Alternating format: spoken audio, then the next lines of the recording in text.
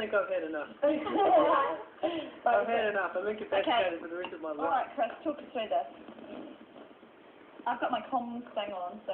Now, I just want to make sure at this time you're going to beat them up. I could actually use your demonstration for sure.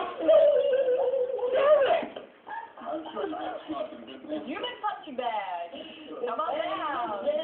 Do it. He likes to get wet. Alright, here we go again. Basically, the first thing that you learn is if he were to say push my arm, push towards here, what happens is the force goes through my arm and into the ground, and that gives me quite a strong structure. Push quite hard. So what happens is it's actually quite a strong structure. So you can use that structure sort of because it's actually from the ground. You use that structure to strike with. You can use that structure to sort of block with. So one of the basic things, basic exercise is sort of like that. So if he comes in to throw a strike, simultaneously attacking and defending at the same time. Sort of even the defence is actually an attacking movement. From here you can go over and put him down like that sort of thing. If someone's got you on by the shoulders, use the same thing, the theory of the ground. What's actually happening is I'm using the ground like that. It's quite a simple thing. That could be if they're drunk and you want to push them away, you could say, I'm not that type of man. So, what you can also do is come in and do that sort of thing. You can also, sorry. It's been one of those days. You shouldn't really hurt your training partner because then there's one less training partner you have. That's right. Up here and like that. Sorry.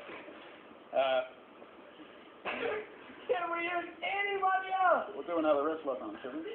It's got you like that. And what I'm basically doing here is grabbing his hand so he can't get away, and bringing the elbow over here. Oh, that's what I mean, just this one, but slightly different. Wow! Yeah. Now, Chris, notice everything you're doing there is like you've got good basic support, but like, what if you're wearing stilettos? Then you do this. If they come in to throw a strike,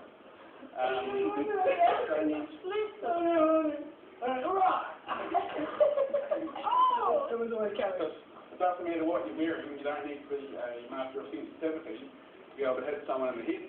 But in Wing Chun we sort of do a lot of sensitivity exercises. For example, when his hand comes this way, when I bring my elbow around his, it causes a redirection, and that results so I can get him here and he's being redirected. Because if it's force against force, he comes in to throw a punch and I go bang like that. Well, the stronger force always wins. And you've got to remember that Wing Chun was developed by a female, so it's avoiding force against force, so you're constantly redirecting. And an easy way to do that is to make the shape of a triangle. Basically, if I'm coming in here, it redirects me, and then the point of the triangle is still aimed in towards there.